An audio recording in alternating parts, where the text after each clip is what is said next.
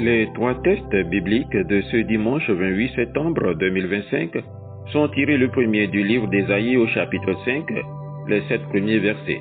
Le second de l'épître aux Philippiens chapitre 4, du verset 6 au verset 9, et le troisième de l'évangile selon Matthieu chapitre 21, du verset 33 au verset 43.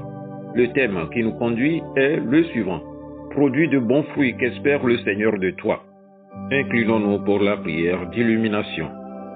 Seigneur Dieu, ouvre nos cœurs et nos esprits à ta parole, comme une pluie qui féconde la terre, qu'elle descende sur nous pour nous transformer. Aide-nous à comprendre ce que tu attends de nous et donne-nous la force de porter les bons fruits qui glorifient ton nom, par Jésus-Christ, ton Fils, notre Seigneur. Amen. Ésaïe chapitre 5. Je chanterai à mon bien-aimé le cantique de mon bien-aimé sur sa vigne. Mon bien-aimé avait une vigne sur un coteau fertile. Il en remua le sol, ôta les pierres et y mit un plan délicieux. Il bâtit une tour au milieu d'elle et il y creusa aussi une cuve. Puis il espéra qu'elle produirait du bon raisin, mais elle en a produit de mauvais. Maintenant donc, habitants de Jérusalem et hommes de Juda, soyez juges entre moi et ma vigne.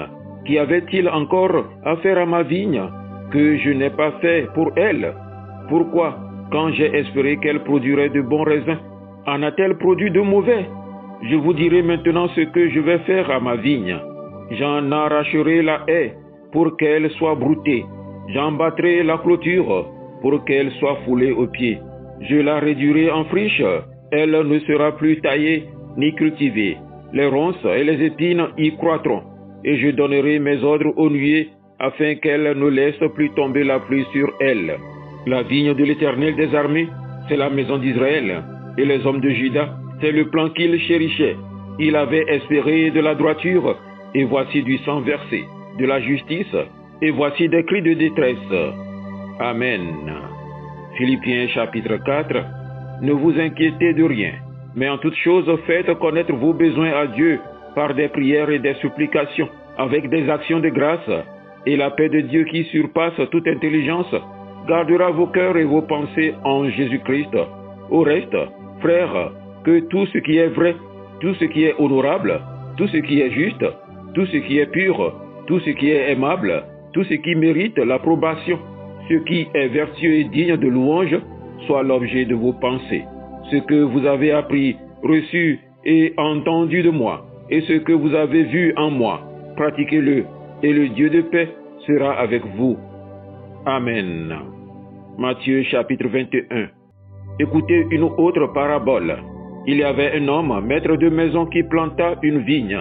Il l'entoura d'une haie, y creusa un pressoir et bâtit une tour. Puis il afferma des vignerons et quitta le pays.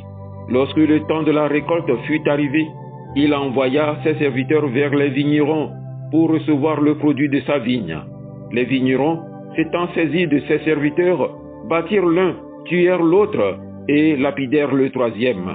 Il envoya encore d'autres serviteurs en plus grand nombre que les premiers, et les vignerons les traitèrent de la même manière.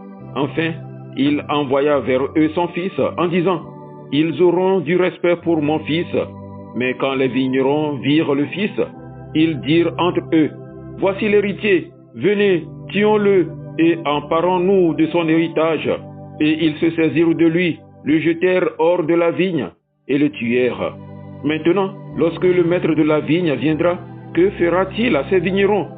Ils lui répondirent: « Il fera périr misérablement ces misérables, et il affermera la vigne à des vignerons qui lui en donneront le produit au temps de la récolte. » Jésus leur dit: « N'avez-vous jamais lu dans les Écritures, la pierre qu'ont rejetée ceux qui bâtissaient est devenue la principale de l'angle? C'est du Seigneur que cela est venu, et c'est un prodige à nos yeux. C'est pourquoi, je vous le dis, le royaume de Dieu vous sera enlevé et sera donné à une nation qui en rendra les fruits. » Amen. Frères et sœurs en Jésus-Christ, l'évangile de ce jour nous présente une parabole bien parlante, celle du maître de la vigne et des vignerons. Jésus y résume l'histoire de Dieu avec son peuple, un Dieu qui donne tout, qui fait confiance, qui envoie ses serviteurs et enfin son propre Fils, mais qui, en retour, ne reçoit pas les fruits espérés. Et la question de Jésus retentit aujourd'hui pour chacun de nous. Quel fruit produis-tu pour ton Seigneur? Avant même que Jésus raconte cette parabole, le prophète Isaïe chantait déjà l'amour passionné de Dieu pour sa vigne. Dans Isaïe, la vigne c'est Israël. Dieu l'a entouré, protégé, enrichi, mais au lieu de bons raisins, elle a donné du raisin sauvage. C'est un cri d'amour déçu. Dieu attendait la justice, il n'a vu que la violence. Il attendait la droiture, il n'a vu que des cris d'opprimés. Pensez à Caïn et Abel dans Genèse chapitre 4.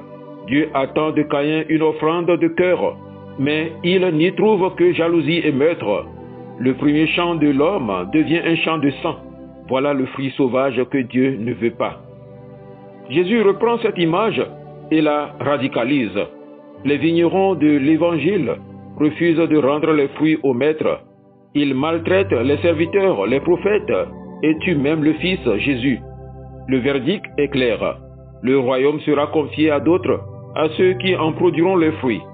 Nous sommes cette nouvelle vigne confiée au Christ. Chacun de nous a reçu des grâces, la parole, les sacrements, des talents, des responsabilités. Mais Dieu ne veut pas que nous gardions tout pour nous. Il veut des fruits visibles, actes d'amour, de pardon, de justice, de solidarité. Si nous refusons de porter du fruit, Dieu suscitera d'autres ouvriers pour sa vigne. Et l'histoire de la Bible le prouve. Ruth, la Moabite, le centurion romain, la femme samaritaine, des étrangers qui ont porté plus de fruits que les premiers appelés. L'apôtre Paul, dans la lettre aux Philippiens, nous indique la qualité de ces fruits. L'apôtre Paul dit, « Ne soyez inquiets de rien, mais en toute chose, priez et rendez grâce, le fruit de la confiance et de la paix. » Puis il ajoute, « Tout ce qui est vrai, noble, juste, pur, digne d'amour, voilà ce qui doit vous préoccuper, le fruit d'une vie vertueuse et belle. Mettez en pratique ce que vous avez appris, le fruit d'une foi concrète qui agit. Les fruits de l'esprit sont amour, joie, paix, patience, bonté, fidélité, douceur, maîtrise de soi. Voilà la vigne que le Seigneur veut récolter dans nos vies. Frères et sœurs, Dieu est un vigneron patient, mais aussi exigeant. Il a mis entre nos mains sa vigne, nos familles, nos communautés, nos talents, notre foi. Il ne suffit pas de paraître religieux, comme le figuier plein de feuilles, mais sans fruits. Ce que le Seigneur attend, ce sont des fruits concrets. La justice qui défend les faibles, la paix qui vient de la prière confiante, l'amour qui se traduit en gestes réels. Alors à la fin, quand le Maître viendra, il trouvera dans nos vies non pas des raisins sauvages, mais les bons fruits qui réjouissent son cœur.